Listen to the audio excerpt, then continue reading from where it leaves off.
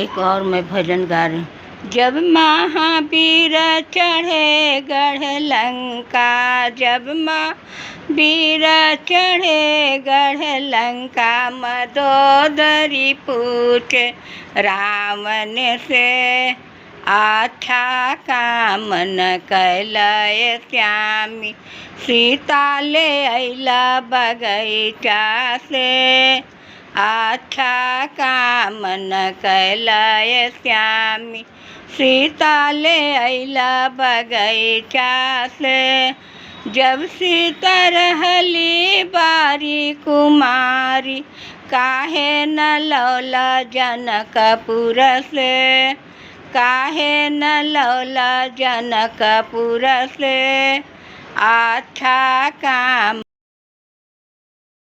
स्वामी, सीता ले अइला बगैचा से, अच्छा काम न कैलय श्यामी, सीता ले अइला बगैचा